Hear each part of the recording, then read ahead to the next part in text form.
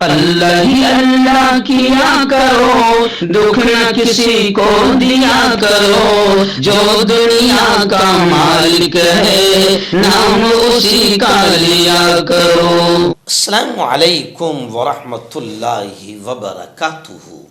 नाज़रीन, इस्तकबाल है, स्वागत है आपका viral news live studio Jalgaon Maharashtra India में। मैं आपका मेज़बान मुफ्ती मोहम्मद हारून नदवी। बड़ी खबर शहर औरंगाबाद से आ रही है। औरंगाबाद से हमारे रिपोर्टर उमैर बिन मुफ्ती नईम ने बताया कि औरंगाबाद में इलेक्शन की धूमधाम बड़े ज़ोरों पर है। लेकिन वो औरंगाबाद जो एमआईएम का बाले किला बन गया था, जो एमआईएम का मरकज़ और गढ़ बन गया था, अब उस औरंगाबाद में सबसे ज़्यादा बुरा हाल एमआईएम का है।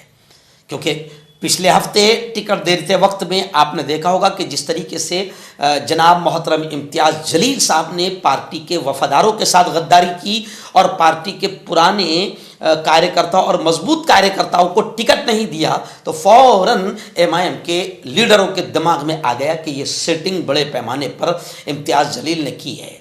हारने वाले उम्मीदवारों को टिकट दिया गया, जीतने वालों को नहीं दिया गया। और फिर जैसे इल्ज़ाम लगा इम्तियाज़ जलील पर कि तेरा मेरा रिश्ता क्या, तो फिर वो नारे लगने लगे 15 लाख, 20 लाख, 20 लाख, 25 लाख।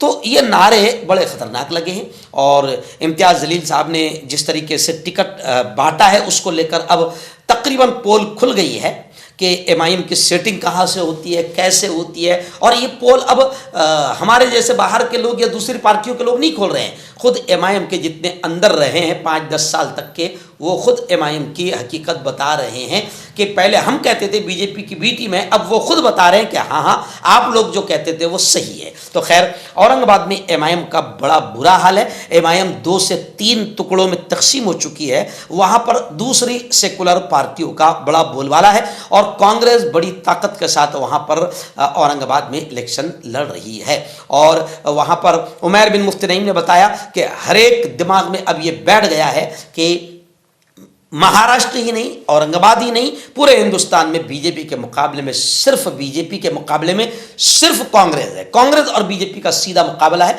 और बीजेपी कांग्रेस को वोट न जाए इसके लिए और दीगर एमआईएम जैसी पार्टियों को और अपक्ष उम्मीदवारों को खड़ा करती है। ये लोगों के दिमाग में बैठ गया है और लोग बड़े पैमाने पर कह रहे हैं कि अब की बार ईमानदारी के साथ सिर्फ पंजा चलेगा और कांग्रेस को वोट जाएगा।